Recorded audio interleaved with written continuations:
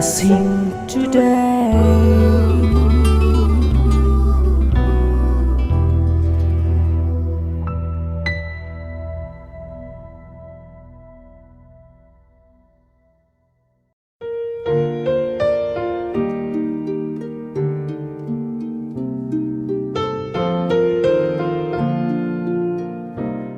Welcome to blessing today. ഈ ആഴ്ചയിലെ പ്രോഗ്രാമുകൾ എല്ലാവരുടെയും ജീവിതത്തിൽ ഒരു വലിയ അനുഗ്രഹമായി മാറട്ടെ എന്ന് ഉള്ളിൽ പ്രാർത്ഥിക്കുന്നു. നമുക്ക് ആദ്യമേ തന്നെ ഇന്നത്തെ ഈ ബ്ലെസ്സിങ് ടുഡേ എപ്പിസോഡിൻ്റെ സ്പോൺസർക്കായി നമുക്ക് ഒരുമിച്ച് പ്രാർത്ഥിക്കാം. കർത്താവെ, KC ചാണ്ടിക്കായി കുടുംബത്തിനായി പ്രാർത്ഥിക്കുന്നു. മകന് വേണ്ടി പ്രാർത്ഥിക്കുന്നു. മിലിറ്ററി പ്രൊമോഷൻ എക്സാം പാസ്സാകുവാൻ അങ്ങ് സഹായിക്കുമാറാകണമേ. മുഴു കുടുംബത്തെയും അനുഗ്രഹിച്ച് പ്രാർത്ഥിക്കുന്നു. സകലവിധ അനുഗ്രഹങ്ങളാലും കർത്താവെ തന്നെ നിറയ്ക്കുമാറാകണമേ എന്ന് പ്രാർത്ഥിക്കുന്നു. Thank you Lord. കർത്താവെ, ഇന്നത്തെ എപ്പിസോഡ് സ്പോൺസർ ചെയ്ത വെൽവിഷർക്കായി പ്രാർത്ഥിക്കുന്നു. കർത്താവെ, അങ്ങയുടെ അനുഗ്രഹങ്ങൾ തൻ്റെ മേൽ വന്ന് നിറയട്ടെ. തൻ്റെ ഉള്ളിലെ ആഗ്രഹപ്രകാരം അനേക ദരിദ്രരെ സഹായിക്കുവാൻ, അതുപോലെ കർത്താവെ ദൈവിക ശുശ്രൂഷയെ സപ്പോർട്ട് ചെയ്യുവാൻ ഒക്കെയുമുള്ള ആഗ്രഹത്തെ അങ്ങ് മാനിക്കണമേ എന്ന് പ്രാർത്ഥിക്കുന്നു. അങ്ങയുടെ നാമത്തിൽ കർത്താവ് ഇപ്പോൾ അനുഗ്രഹിച്ച് പ്രാർത്ഥിക്കുന്നു. യേശുവിൻ്റെ നാമത്തിൽ തന്നെ ആമേൻ. Thank you so much for sponsoring today's episode. കർത്താവ് ഒത്തിരി ഒത്തിരി ഒത്തിരി നിങ്ങളെ അനുഗ്രഹിക്കട്ടെ.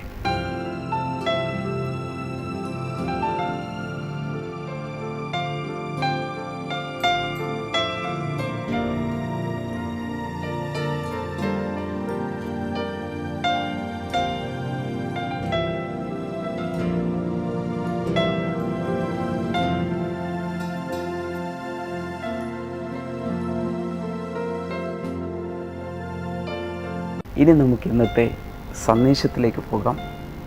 ചില ആഴ്ചകൾക്ക് മുമ്പ് ബ്ലെസ്സിങ് സെൻറ്ററിൽ നൽകപ്പെട്ട ഒരു ഷോർട്ട് മെസ്സേജ് സീരീസാണ് private life and public life. നമ്മുടെ ആത്മീയ ജീവിതത്തിന് 2 എക്സ്പ്രഷൻസ് ആണ് ഉള്ളത്. ഒന്ന് സ്വകാര്യമായ വ്യക്തിപരമായ ആത്മീയ ജീവിതം. അപ്പോൾ തന്നെ നമുക്ക് പരസ്യമായി മറ്റുള്ളവർ കാണുന്ന ആത്മീയ ജീവിതത്തിൻ്റെ ഒരു മുഖം കൂടിയുണ്ട്. ഒരു നാണയത്തിൻ്റെ 2 വശങ്ങൾ പോലെയാണ് ഇത് രണ്ടും. കൊലോസ് ലേഖനം 4-ാം അധ്യായം 2 മുതൽ താഴേക്ക് 6-ാമത്തെ വാക്യം വരെ വായിക്കുമ്പോൾ പൗലോസ് കൊലോസ്യർക്ക് ലേഖനം എഴുതുമ്പോൾ, കത്തെഴുതുമ്പോൾ അതിൽ കൊടുത്തിരിക്കുന്ന ഈ 2 എക്സ്പ്രഷൻസ് അതിനെ ഒന്ന് വിശകലനം ചെയ്യുന്ന ഒരു സന്ദേശ പരമ്പരയാണ്.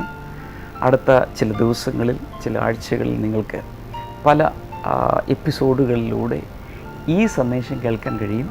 ഇത് വളരെ വളരെ വളരെ ശ്രദ്ധയോടും പ്രാർത്ഥനയോടും കൂടെ വേണം. ഞാൻ എല്ലായ്പ്പോഴും ബ്ലെസ്സിങ് ടുഡേയിൽ പറയുന്നത് പോലെ നിങ്ങളുടെ വ്യക്തിപരമായ ബൈബിൾ എടുത്ത്, അതുപോലെ നോട്ട്ബുക്ക് എടുത്ത്, പേന എടുത്ത് തയ്യാറാക്കുക. ഈ വചന ശുശ്രൂഷ നിങ്ങളെ ഒത്തിരി ഒത്തിരി അനുഗ്രഹിക്കട്ടെ.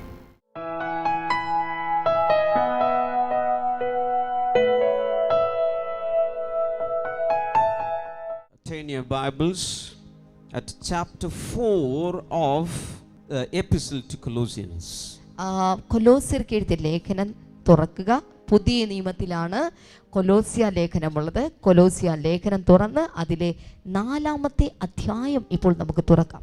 Verses 2 through 6. അതിന്റെ 2 മുതൽ 6 വരെയുള്ള വേദഭാഗങ്ങൾ ഇപ്പോൾ നമുക്ക് വായിക്കാം. Let's read together. Verse number 2. Devote yourselves to prayer, being watchful and thankful. പ്രാർത്ഥനയിൽ ജാഗരിപ്പിൻ, സ്തോത്രത്തോടെ അതിൽ തുടരുവേൻ. And pray for us too, that God may open a door for our message, so that we may proclaim the mystery of Christ, for which I am in chains. 3-ാമത്തെ വചനം, എൻ്റെ ബന്ധനത്തിന് കാരണമായ ക്രിസ്തുവിൻ്റെ മർമ്മം പ്രസ്താവിക്കുവാൻ വേണ്ടി ദൈവം ഞങ്ങൾക്ക് വചനത്തിൻ്റെ വാതിൽ തുറന്നു തരേണ്ടതിനും Pray that I may proclaim it clearly as I should. 4-ാമത്തെ വചനം, എനിക്ക് അത് വേണ്ടുവണ്ണം വ്യക്തമായി ഘോഷിക്കാൻ കഴിയേണ്ടതിനും ഞങ്ങൾക്ക് വേണ്ടി പ്രാർത്ഥിക്കുവേൻ. 5. Be wise in the way you act toward outsiders. Make the most of every opportunity. 5-ാമത്തെ വചനം ചേർന്ന് വായിക്കാമോ? സമയം തക്കത്തിൽ ഉപയോഗിച്ചുകൊണ്ട് പുറത്തുള്ളവരോട് വിവേകപൂർവ്വം പെരുമാറുവേൻ. And the last verse number 6, let your conversation be always full of grace, seasoned with salt, so that you may know how to answer everyone. 6-ാമത്തെ വചനം, ഓരോ വ്യക്തിയോടും എങ്ങനെ ഉത്തരം പറയണമെന്ന് ഗ്രഹിക്കുവാൻ തക്കവണ്ണം സംഭാഷണം ഉപ്പിനാൽ രുചി വരുത്തിയതുപോലെ എപ്പോഴും കൃപ നിറഞ്ഞതായിരിക്കട്ടെ. Can you say hallelujah? കൈകൾ വീശി ഒരു ഹല്ലേലൂയ പറയാമോ? The author of this epistle or letter is Paul, as you know. നിങ്ങൾക്കറിയാം, കൊലോസ്യ ലേഖനം എന്ന് പറയുന്ന ഈ ലേഖനത്തിന്റെ ഈ എഴുത്തിന്റെ ഗ്രന്ഥകാരൻ അല്ലെങ്കിൽ എഴുത്തുകാരൻ എന്നുള്ളത് പൗലോസാണ്. In those days there was a church, or maybe more than one church in Colossae. ഒരു പക്ഷേ കൊലോസ്യ ലേഖനത്തിൽ അന്നത്തെ കാലഘട്ടത്തിൽ ഒരു സഭയുണ്ടായിരുന്നു, അല്ലെങ്കിൽ ഒന്നിലധികം സഭകൾ അവിടെ ഉണ്ടായിരുന്നു എന്ന് നമുക്ക് കണക്കാക്കാം, അനുമാനിക്കാം. Paul wrote this epistle not from his home, not sitting in the parsonage of a church, but he wrote this epistle from a jail.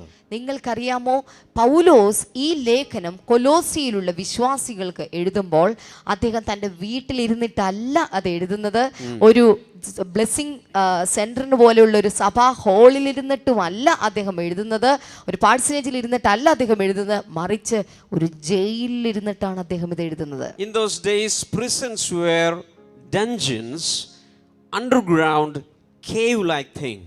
നിങ്ങൾക്കറിയാമോ, അന്നത്തെ കാലഘട്ടങ്ങളിൽ ഉണ്ടായിരുന്ന ജയിലുകൾ എന്നുള്ളത് ഭൂമിക്കടിയിലുള്ള അറകളായിരുന്നു. Most of these dungeons were only 4 feet high. ഇത്തരം ഭൂഗർഭ അറകൾ എന്നുള്ളത് 4-5 അടി ഉയരത്തിലുള്ളതായിരിക്കും. A fully grown man cannot stand upright. നല്ല രീതിയിൽ പൊക്കമുള്ള മുതിർന്ന ഒരു വ്യക്തിക്ക് നേരെ ചൊവ്വ എഴുന്നേറ്റ് നിൽക്കാൻ അതിനകത്ത് സാധ്യമല്ല. Through most of these dungeons the sewage flow.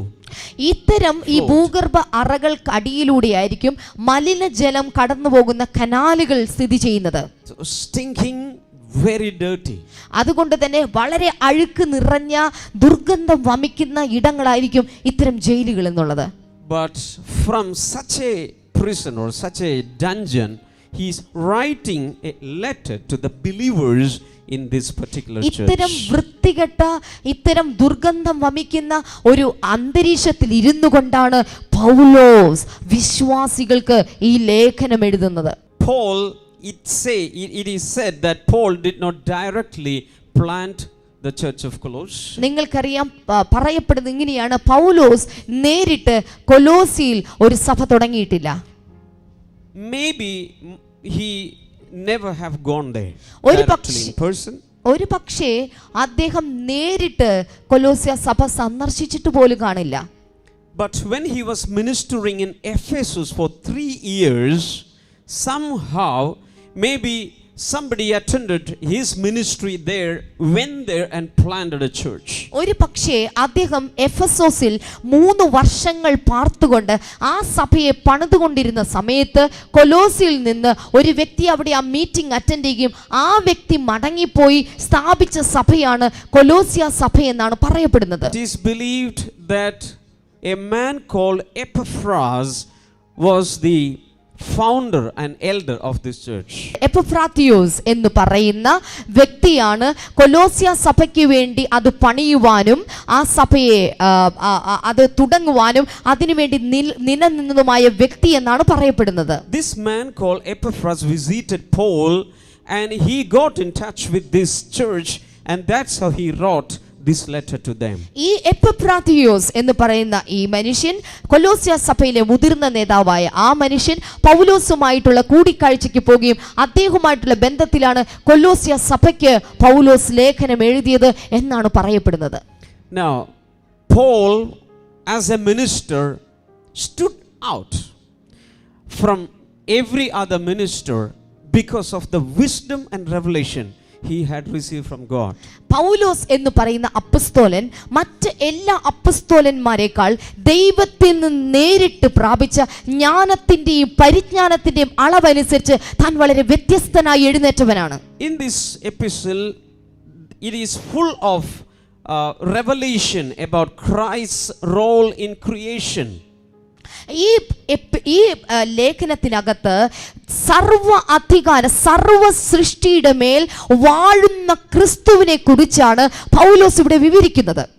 And about the redemption and about the church, it is rich in revelations. അത് മാത്രമല്ല വീണ്ടെടുപ്പിനെ കുറിച്ചും സഭയെ കുറിച്ചും ഐശ്വര്യമായി നിറഞ്ഞിരിക്കുന്ന വെളിപ്പാടോടുകൂടിയുള്ള അനുഭവങ്ങളാണ് പൗലോസ് ഈ ലേഖനത്തിൽ കുത്തിക്കുറിച്ചിരിക്കുന്നത്. Hallelujah. മനസ്സിലായവരൊരു ഹല്ലേലൂയ പറയാമോ? It also talks about a new life that we have in Christ. അത് മാത്രമല്ല ക്രിസ്തുവിൽ നമുക്കുള്ള പുതിയ ജീവിതത്തെ കുറിച്ചും പൗലോസ് ഈ ലേഖനത്തിൽ പഠിപ്പിക്കുന്നു. Hallelujah. Hallelujah. Can I declare something? ഞാൻ ചില കാര്യങ്ങൾ പ്രഖ്യാപിച്ചോട്ടെ.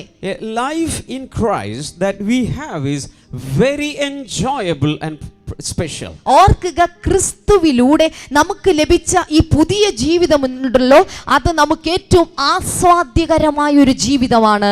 If you are not able to enjoy your life pretty well, that means you are not living fully in Christ.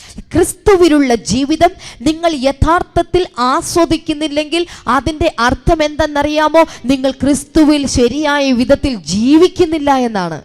Hello. You can enjoy your life if you live in Christ. നിങ്ങൾ ക്രിസ്തുവിൽ ജീവിക്കുമ്പോൾ നിങ്ങളുടെ ജീവിതം നിങ്ങൾക്ക് ഏറ്റവും ആസ്വാദ്യകരമായിരിക്കും. Hallelujah. Hallelujah. A life in Christ is a victorious life because Christ is a victor. നിങ്ങൾക്കറിയാമോ, ക്രിസ്തുവിലുള്ള ജീവിതം അതൊരു വിജയകരമായ ജയ ജീവിതമാണ്. കാരണം യേശുവാണ് ജയിച്ച ജയാളി എന്നുള്ളത്. In spite of all your failures, Christ can really exalt you and make you an overcomer because he is always the winner. നിങ്ങളുടെ സകല പരാജയങ്ങളും ഒരു സ്ഥലത്ത് നിൽക്കുമ്പോൾ അതിനപ്പുറമായിട്ട് സകലത്തെ മറികടക്കുന്ന, സകലത്തെ ഉയർത്തിക്കൊണ്ടുവരുന്ന യേശുവിന് നിങ്ങളുടെ പരാജയത്തിൽ നിങ്ങളെ പൊക്കിയെടുത്ത് ഉയർത്താൻ സാധിക്കും. Maybe you are basically a sad person. ഒരു പക്ഷേ നിങ്ങൾ നിങ്ങളുടെ സ്വഭാവ രീതിയിൽ നിങ്ങൾ വളരെ മ്ലാനമായി നടക്കുന്ന ഒരു വ്യക്തിയായിരിക്കാം. But Jesus Christ is a joyful person. എന്നാൽ യേശു ക്രിസ്തു എന്നുള്ളത് സന്തോഷവാനായ ദൈവമാണ്. So a life in Christ is a joyful life because joyful Jesus is in your life. അതുകൊണ്ടാണ് ക്രിസ്തുവിലുള്ള ജീവിതം എന്നുള്ളത് സന്തോഷപ്രദമായ ജീവിതമാണെന്ന് പറയുന്നത്. എന്തുകൊണ്ടെന്ന് ചോദിച്ചാൽ ക്രിസ്തു സന്തോഷമാണ്. സന്തോഷമായ ക്രിസ്തു നിങ്ങളുടെ അകത്ത് വസിക്കുന്നത് കൊണ്ട് നിങ്ങളുടെ പുറത്ത് സന്തോഷം വരും.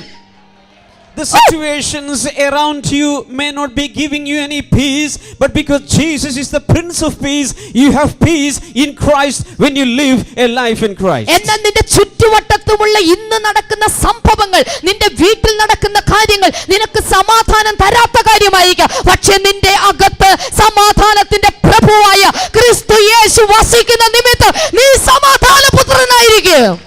A life in Christ is an enjoyable life. അതുകൊണ്ടാണ് ക്രിസ്തുവിലുള്ള ജീവിതം എന്നുള്ളത് സന്തോഷപ്രദമായ ജീവിതമാണ്. It does not relate to the surroundings, it relates to Christ who is the supernatural being. നിന്റെ അകത്ത് നിന്റെ പുറത്തുള്ള സന്തോഷം നിന്റെ ചുറ്റുവട്ടമുള്ള സാഹചര്യം അനുസരിച്ച് മാറുകയില്ല.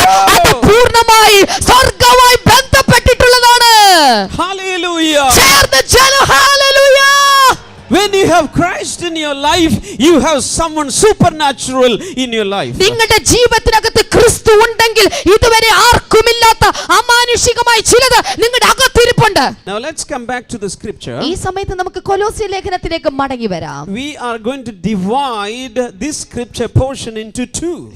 ഇപ്പോൾ നാം വായിച്ച ഈ വേദഭാഗങ്ങളെ നാം രണ്ടായി തരംതിരിക്കാനായി പോവുകയാണ്. Verses 2, 3, 4, the first 3 verses is part A, section A, and verses 5 and 6, part B. അതിൽ 2, 3, 4 വചനങ്ങൾ നമുക്ക് ഭാഗം 1 ആയിട്ട് നമുക്ക് തിരിക്കാം. എന്നാൽ അതിന്റെ 5ഉം 6ഉം വേദഭാഗങ്ങളെ രണ്ടാം ഭാഗമായിട്ട് നമുക്ക് തിരിക്കാം. If you want me to give you a sermon title today, it is private life and public life. നിങ്ങൾക്ക് ഇന്നത്തെ പ്രസംഗത്തിന് ഒരു തലക്കെട്ട് വേണം എന്ന് നിങ്ങൾ ഉദ്ദേശിക്കുന്നുണ്ടെങ്കിൽ അതിന്റെ തലക്കെട്ട് ഇതാ എഴുതിക്കൊള്ളൂ: രഹസ്യ ജീവിതവും പരസ്യ ജീവിതവും. Part A speaks about our private life in Christ. അതിന്റെ ഒന്നാം ഭാഗം 2, 3, 4 വചനങ്ങളിൽ നമ്മുടെ രഹസ്യ ജീവിതത്തെ പ്രതിനിധാനം ചെയ്യുന്ന കാര്യങ്ങളാണ് കാണാൻ സാധിക്കുന്നത്. But the last 2 verses 5 and 6 speak about our public life. എന്നാൽ അതിന്റെ 5ഉം 6 വചനങ്ങളിൽ അതിന്റെ പരസ്യമായി നമ്മുടെ ജീവിതം എങ്ങനെയായിരിക്കണം എന്നാണ് അവിടെ പഠിപ്പിക്കുന്നത്. With public life, what I mean is how we behave to the people outside there. പരസ്യ ജീവിതം എന്നതുകൊണ്ട് ഞാൻ ഉദ്ദേശിച്ചിരിക്കുന്നത് വെളിയിലുള്ള പുറത്തുള്ളവരോട് നാം എങ്ങനെ പെരുമാറണം എന്നുള്ളതാണ് ഇവിടെ പഠിപ്പിച്ചിരിക്കുന്നത്. Let's read verse 2 once again. അതിന്റെ 2ാമത്തെ വചനം നമുക്ക് ഒരിക്കൽ കൂടെ ചേർന്ന് വായിക്കാം. Devote yourselves to prayer, being watchful and thankful. അവിടെ എഴുതിയിരിക്കുകയാണ്, പ്രാർത്ഥനയിൽ ജാഗരിപ്പീൻ, സ്തോത്രത്തോടെ അതിൽ തുടരുവീൻ. If you study the sentence structure, devote yourselves to prayer, it is in the imperative, meaning it's an order, it's a command. അവിടെ പ്രാർത്ഥനയിൽ ജാഗരിപ്പിൻ അല്ലെങ്കിൽ പ്രാർത്ഥനയ്ക്ക് വേണ്ടി നിങ്ങളെ തന്നെ വിധേയപ്പെടുത്തുവിൻ, സമർപ്പിക്കുവിൻ, അതിൽ ഒരു ആജ്ഞയുടെ ശബ്ദം നമുക്ക് മനസ്സിലാക്കാൻ സാധിക്കുന്നുണ്ട്. It's not a suggestion, it's not an advice, it's not optional, it's compulsory, it's mandatory, it's a command from the Lord. ഇത് പൗലോസ് ഒരു ഉപദേശമോ തന്റെ ഒരു അഭിപ്രായ പ്രകടനമോ അല്ലെങ്കിൽ താൽക്കാലികമായി ചെയ്യേണ്ട ഒരു കാര്യമായിട്ടോ ഒന്നുമല്ല പൗലോസ് പറഞ്ഞ, മറിച്ച് ഒരു കൽപ്പനയായിട്ട്, ഒരു ആജ്ഞയായിട്ട്, നിർബന്ധപൂർവ്വം ചെയ്യേണ്ട കാര്യമായിട്ടാണ് പൗലോസ് ഇത് കൽപ്പിച്ചു പറയുകയാണ്. We have heard of 10 commandments. നമ്മൾ 10 കൽപ്പനയെ കുറിച്ച് കേട്ടിട്ടുണ്ട്. When we think of commandments, we remember only 10 commandments. നമ്മൾ കൽപ്പന എന്ന് പറയുമ്പോൾ ഉടനെ നമ്മുടെ മനസ്സിൽ വരുന്ന 10 കൽപ്പനകളാണ്.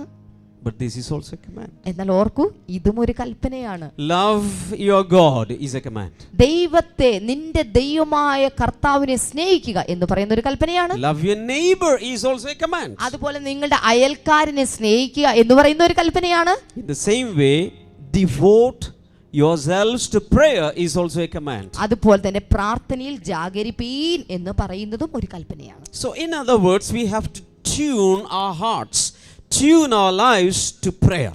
മറ്റൊരു വിധത്തിൽ പറഞ്ഞാൽ നമ്മുടെ ഹൃദയങ്ങളെ, നമ്മുടെ മനസ്സുകളെ പ്രാർത്ഥനയ്ക്ക് വേണ്ടി ക്രമീകരിച്ചു വെക്കണം.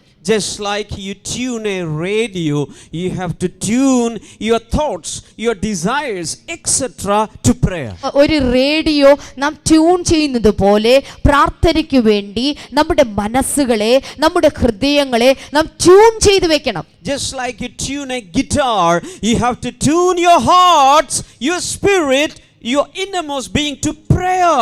ആ ഒരു ഗിറ്റാർ ട്യൂൺ ചെയ്യുന്നത് പോലെ നമ്മുടെ ഹൃദയത്തെ, നമ്മുടെ ആത്മാവിനെ, നമ്മുടെ അകത്തെ മനുഷ്യനെ നാം ട്യൂൺ ചെയ്തു വെക്കണം. Give me an amen. എത്ര പേര് ഒരു ആമേൻ പറയും? Hallelujah. Hallelujah. Devote yourselves to prayer. വിശ്വാസികളെ ശ്രദ്ധിക്കുക, പ്രാർത്ഥനയ്ക്ക് വേണ്ടി ജാഗരിക്കുക.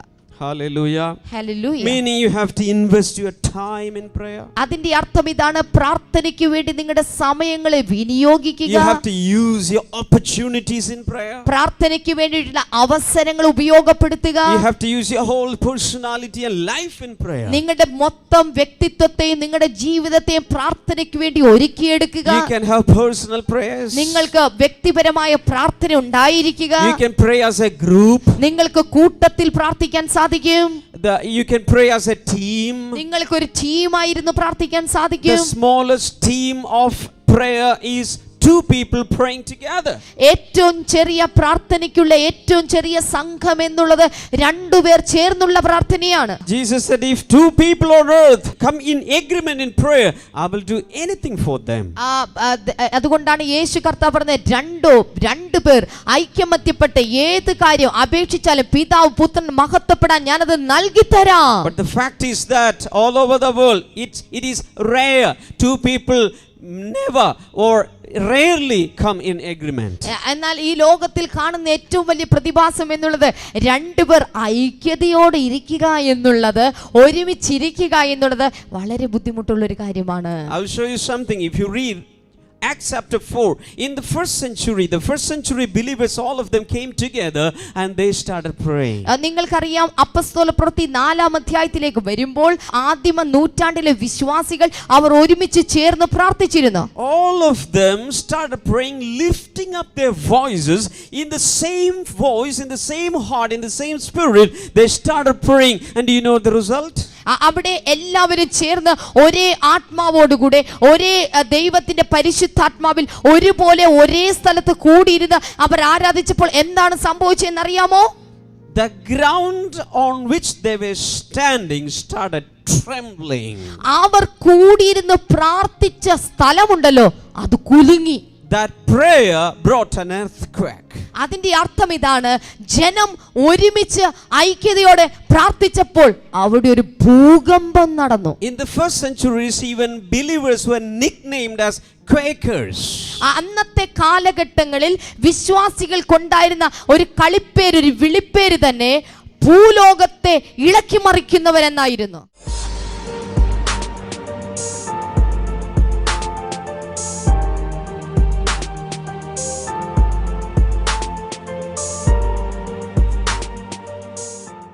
ഈ നിൽക്കുന്ന സിസ്റ്ററിൻ്റെ പേര് സൂസമ്മ ബേബി എന്നാണ്.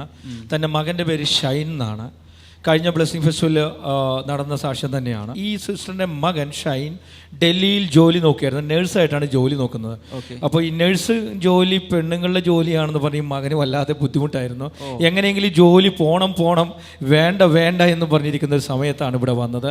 ആ സമയത്ത് അന്ന് പ്രാർത്ഥനയുടെ ഇടയിൽ ബ്രദർ ഇങ്ങനെ പറഞ്ഞിരുന്നു, ജോലിയുടെ ഇടയിൽ വല്ലാതെ മാനസികമായി ബുദ്ധിമുട്ടുന്നവർക്ക് വേണ്ടി ദൈവം ഒരു വിടുതൽ നൽകുന്നുണ്ട് എന്ന് പറഞ്ഞു. ഒരു നല്ല ജോലിക്ക് വേണ്ടി മുട്ടാവുന്ന വാതിലുകളിലെല്ലാം മുട്ടി. കൂടെ പഠിച്ച പലർക്കും ഉയർന്ന പലതും ലഭിച്ചു. യേശുവിൻ്റെ കണ്ണുകൾ നിന്നെ കണ്ടുകൊണ്ടിരിക്കുന്നു. അതിനുശേഷം സംഭവിച്ചതെന്ന് പറഞ്ഞാൽ ആ മകന് വേറെ 2 സ്ഥലങ്ങളിലേക്ക് അപ്ലൈ ചെയ്തിരുന്നു. 2 സ്ഥലത്ത് നിന്ന് തനിക്ക് ഇൻ്റർവ്യൂവിൽ പങ്കെടുക്കാനുള്ള വിളി വന്നു. അതിനുശേഷം ആ മകൻ ആദ്യത്തെ ഈ നഴ്സിംഗ് ജോലി ചെയ്യുമ്പോൾ 22,000 രൂപയായിരുന്നു ശമ്പളം. ആ സമയത്താണ് ഈ ജോലി വേണ്ട, കാരണം മാനസികമായി ബുദ്ധിമുട്ടുന്ന സമയത്ത് വേണ്ട എന്ന് പറഞ്ഞു. അതിനുശേഷമാണ് ഈ 2 കമ്പനിയിൽ നിന്ന് ഒരേ സമയം വിളി വരുന്നത്. അതിലൊരു കമ്പനിയിൽ ജോയിൻ ചെയ്തു. ഈ ജോയിൻ ചെയ്തതിന് ശേഷം ഈ 22,000 രൂപ അത് നഴ്സിംഗ് ഡിപ്പാർട്ട്മെൻറ്റിലല്ല, ഒരു ഹെൽത്ത് കെയറിലാണ് കിട്ടിയിരിക്കുന്നത്. എഡ്യൂക്കേറ്ററായിട്ടാണ് ജോലി കിട്ടിയത്, നേഴ്സായിട്ടല്ല, എഡ്യൂക്കേറ്ററായിട്ട്. 50,000 രൂപ ഉള്ള ആ ശമ്പളം, അത്രയും ശമ്പളം കിട്ടുന്ന ഒരു ജോലി ഈ മകന് കൊടുത്തു. 2 ഇരട്ടിയിൽ അധികമായി കൊടുത്തു. ഇന്ന് സന്തോഷത്തോടു കൂടി ആ മകൻ അവിടെ ജോലി എടുക്കുക. എവിടെയാണ് ജോലി എടുക്കുന്നത്? സ്ഥലം? ഓഫീസ് കാർഡൊക്കെ ഉണ്ടോ? My God, this is great. Shine Puttumannil clinical educator, പ്രത്യേകം വിസിറ്റിംഗ് കാർഡൊക്കെ അടിച്ചിട്ടുണ്ട്. ദൈവം ഒരാളെ മാനിക്കണമെന്ന് വിചാരിച്ചാൽ എവിടെ വരെ വേണേലും മാനിക്കാം. കർത്താവ് അവസ്ഥകൾ മാറ്റാൻ അധികം സമയമൊന്നും വേണ്ട. യേശു എന്ന നാമത്തെ മുറുകെ പിടിച്ചാൽ നിൻ്റെ സ്റ്റേറ്റസ് മാറും, ഇന്നത്തെ അവസ്ഥകൾ മാറും, ഇന്നത്തെ നിന്ന മാറും. യേശു മാത്രം മതി ഇതിനെല്ലാം. എത്ര പേർ അമ്മയോട് ചേർന്ന് സന്തോഷിക്കും? എത്ര പേർക്ക് സന്തോഷമുണ്ട്? കൈകൾ ഉയർത്തി നിങ്ങൾക്ക് വേണ്ടി ഞാൻ പ്രാർത്ഥിക്കാൻ പോവുക. അവസ്ഥകളൊന്ന് മാറാൻ, ഇന്നത്തെ അവസ്ഥകൾ മാറാൻ ദൈവത്തിന് വേഗത്തിൽ. ഒരിക്കലും ഒരാൾ പറഞ്ഞു, കർത്താവ് ഒരു വാക്ക് കൽപ്പിച്ചാൽ മതി, ഒരു വാക്ക്, 2 പോലും വേണ്ട, ഒരു വാക്ക് കൽപ്പിച്ചാൽ മതി.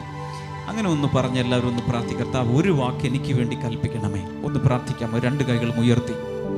കർത്താവെ, ഈ അമ്മയുടെ പ്രാർത്ഥനയും മകൻ്റെ പ്രാർത്ഥനയും കേട്ട് അത്ഭുതം ചെയ്തെങ്കിൽ ഈ കൈകൾ ഉയർത്തിരിക്കുന്നവരുടെ ജീവിതത്തിലും അത്ഭുതങ്ങൾ നടക്കട്ടെ, അവസ്ഥകൾ മാറട്ടെ, അരിഷ്ടാവസ്ഥകൾ മാറട്ടെ. കർത്താവ്, ഒട്ടും ഇഷ്ടമില്ലാത്ത കാര്യങ്ങൾ തുടർന്ന് ചെയ്യാതെ കർത്താവ് ഇഷ്ടമുള്ളതിലേക്ക്, ഏറ്റവും നല്ലതിലേക്ക് നടത്തപ്പെടാൻ ഇവരെ ഞാൻ അനുഗ്രഹിച്ച് പ്രാർത്ഥിക്കുന്നു. ഈ സാക്ഷ്യം കാണുന്നവർ, യുവതീവാക്കന്മാർ, ജോലിയിൽ സാറ്റിസ്ഫാക്ഷൻ ഇല്ലാത്തവർ, ഒരു വിടുതൽ വേണ്ടവർ, നിങ്ങൾ വിശ്വസിക്കുക. ഷൈൻ എന്ന യുവാവിന് വേണ്ടി പ്രവർത്തിച്ച കർത്താവ് നിങ്ങളുടെ ജീവിതത്തിൽ പ്രവർത്തിക്കാൻ പോവുകയാണ്. കർത്താവെ, ഈ ജനത്തെ അങ്ങ് അനുഗ്രഹിക്കണമേ. രോഗികൾക്ക് സൗഖ്യം കൊടുക്കണമേ. മാനസികമായി തകർന്നിരിക്കുന്നവർക്ക് ആശ്വാസം കൊടുക്കണമേ, അനുഗ്രഹിക്കണമേ. താങ്ക് യു ഫാദർ, യേശുവിൻ്റെ നാമത്തിൽ തന്നെ. ആമേൻ, ആമേൻ. God bless you. നമുക്ക് ഈ സമയത്ത് ഒരുമിച്ച് പ്രാർത്ഥിക്കാം. കർത്താവെ, ഞങ്ങൾ ഒരുമിച്ച് അങ്ങയുടെ സന്നിധിയിൽ വന്ന് പ്രാർത്ഥിക്കുന്നു. രോഗികളായി ഇന്നിത് കാണുന്ന എല്ലാവരെയും കർത്താവ് അങ്ങ് പ്രത്യേകമായ രീതിയിൽ സ്പർശിക്കണമേ എന്ന് പ്രാർത്ഥിക്കുന്നു. അങ്ങയുടെ നാമത്തിൽ ദൈവിക രോഗസൗഖ്യം ഇപ്പോൾ ഉണ്ടാകട്ടെ. ഒരു രോഗസൗഖ്യം കർത്താവിനെ കാണിച്ചു തരുന്നത് ആംപിറ്റിൻ്റെ അകത്ത്, കൈയുടെ ഈ ഭാഗത്ത് ഉള്ളിലായിട്ട് ഏതൊരു മുഴ പോലെ വന്നിരിക്കുന്ന ഒരു വ്യക്തി. കർത്താവ് നിങ്ങളെ സൗഖ്യമാക്കാൻ ആഗ്രഹിക്കുന്നു. സർജറി കൂടാതെ, ട്രീറ്റ്മെൻറ്റ് കൂടാതെ ഈ സമയത്ത് വിശ്വസിക്കുക. യേശു കർത്താവിൻ്റെ നാമത്തിൽ ആ രോഗം സൗഖ്യമാകട്ടെ. Thank U Lord. അതുപോലെ വയറിൻ്റെ ആ ഭാഗത്ത്, വയറിൻ്റെ കീഴ്വയറിലായി പുറത്തേക്ക് തള്ളി നിൽക്കുന്ന ഹെർണിയ, പുറത്തേക്ക് തള്ളി നിൽക്കുന്ന മുഴ പോലെ പുറത്തേക്ക് ഉന്തി നിൽക്കുന്ന ആ ഭാഗം യേശുവിൻ്റെ നാമത്തിൽ ഇപ്പോൾ സൗഖ്യമാകട്ടെ. എല്ലാവിധ ട്യൂമറുകളും യേശു കർത്താവിൻ്റെ നാമത്തിൽ സൗഖ്യമാകട്ടെ. കഴുത്തിൻ്റെ അസ്ഥികൾക്ക് പ്രയാസമുള്ള ചില വ്യക്തികളെ കർത്താവ് ഈ സമയത്ത് സൗഖ്യമാക്കുന്നു. യേശുവിൻ നാമത്തിൽ ആ രോഗസൗഖ്യം നടക്കട്ടെ. എല്ലാവിധ ക്യാൻസറും യേശുവിൻ്റെ നാമത്തിൽ സൗഖ്യമാകട്ടെ. Thank you father. നട്ടലിൻ്റെ ഡിസ്കുകൾ തേയ്മാനം സംഭവിച്ചതോ നിരതെറ്റിയിരിക്കുന്നതോ യേശുവിൻ നാമത്തിൽ സൗഖ്യമാകട്ടെ.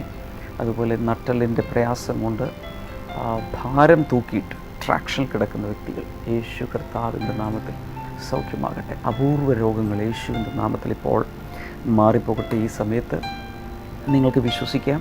ചില രോഗങ്ങളൊക്കെ വിളിച്ചു പറഞ്ഞാലും എല്ലാം പറയാൻ നമുക്ക് സമയമില്ല. നിങ്ങളുള്ളിൽ വിശ്വസിക്കുക. കൈനീട്ടി, ഈ സ്ക്രീനിലേക്ക് കൈനീട്ടി രോഗസൗഖ്യത്തെ സ്വീകരിക്കുക. യേശുവിൻ്റെ നാമത്തിൽ ഇപ്പോൾ രോഗികൾ സൗഖ്യമാകട്ടെ. സ്കിൻ ഡിസീസുകൾ മാറിപ്പോകട്ടെ. കുഞ്ഞുങ്ങളില്ലാത്തവർക്കായി പ്രാർത്ഥിക്കുന്നു. യേശുവിൻ്റെ നാമത്തിൽ കുഞ്ഞുങ്ങൾ ഉണ്ടാകട്ടെ. കർത്താവെ, എല്ലാവിധ അനുഗ്രഹങ്ങളാലും ജനത്തെ നിറയ്ക്കുന്നതിനായി നന്ദി പറയുന്നു. Thank you Lord. ആവശ്യങ്ങളിൽ, സാമ്പത്തിക ആവശ്യങ്ങളിൽ, ജോലിയുടെ ആവശ്യങ്ങളിൽ എല്ലാം കർത്താവ് ഒരുമിച്ച് നിന്ന് പ്രവർത്തിക്കുന്നതിനായി നന്ദി പറയുന്നു. കർത്താവെ, എല്ലാ മഹത്വം അങ്ങേക്ക് അർപ്പിക്കുന്നു. യേശുവിൻ്റെ നാമത്തിൽ തന്നെ ആമേൻ. നമ്മുടെ പ്രസിദ്ധീകരണങ്ങൾ, മൈ പ്രയർ ഡയറി, ആശിഷുമാരി, ഇതെല്ലാം നിങ്ങൾക്ക് സ്ക്രീനിലെ നമ്പറുകളിൽ വിളിച്ച് ആവശ്യപ്പെടാം. കർത്താവ് ഒത്തിരി അനുഗ്രഹിക്കട്ടെ. ഇന്ന് കേട്ട സന്ദേശത്തിൻ്റെ തുടർച്ചയായ ഭാഗം നാളെ നിങ്ങൾക്ക് കേൾക്കാൻ കഴിയും. കർത്താവ് ഒത്തിരി അനുഗ്രഹിക്കട്ടെ. God bless you. Bye bye. See you tomorrow.